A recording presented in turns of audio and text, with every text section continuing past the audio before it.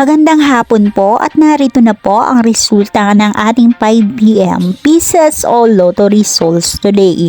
At para po sa draw natin ngayon ay ang 3D Lotto at ang 2D Lotto.